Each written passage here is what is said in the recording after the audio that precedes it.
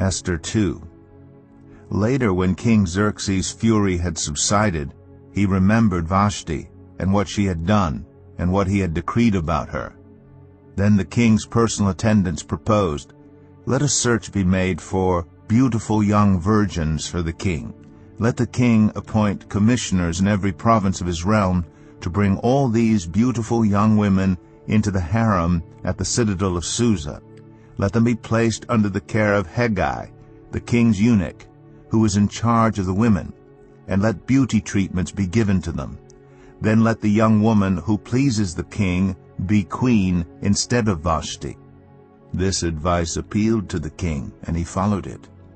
Now there was in the citadel of Susa a Jew of the tribe of Benjamin named Mordecai, son of Jair, the son of Shimei, the son of Kish, who had been carried into exile from Jerusalem by Nebuchadnezzar king of Babylon, among those taken captive with Jehoiachin king of Judah.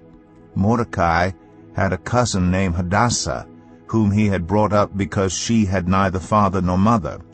This young woman, who was also known as Esther, had a lovely figure and was beautiful. Mordecai had taken her as his own daughter when her father and mother died. When the king's order and edict had been proclaimed, many young women were brought to the citadel of Susa and put under the care of Hegai. Esther also was taken to the king's palace and entrusted to Hegai, who had charge of the harem. She pleased him and won his favor. Immediately he provided her with her beauty treatments and special food.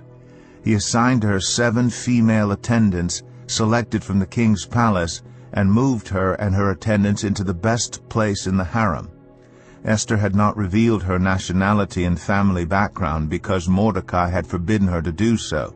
Every day he walked back and forth near the courtyard of the harem to find out how Esther was and what was happening to her. Before a young woman's turn came to go into King Xerxes, she had to complete 12 months of beauty treatments prescribed for the women, 6 months with oil of myrrh, and 6 with perfumes and cosmetics. And this is how she would go to the king. Anything she wanted was given her to take with her from the harem to the king's palace.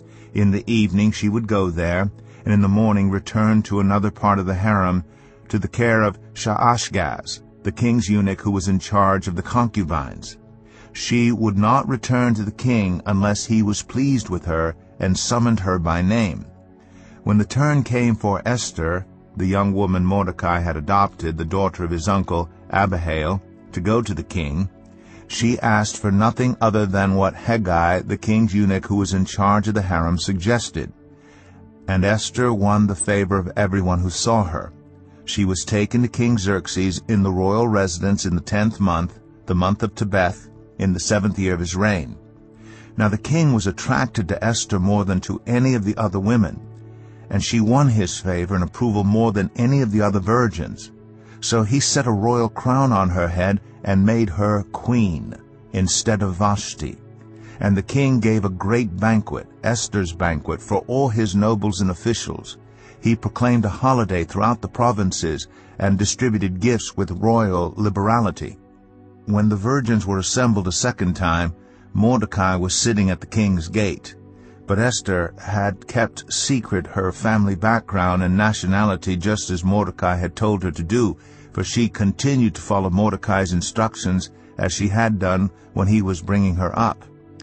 During the time Mordecai was sitting at the king's gate, Bigthana and Teresh, 2 of the king's officers who guarded the doorway, became angry and conspired to assassinate King Xerxes.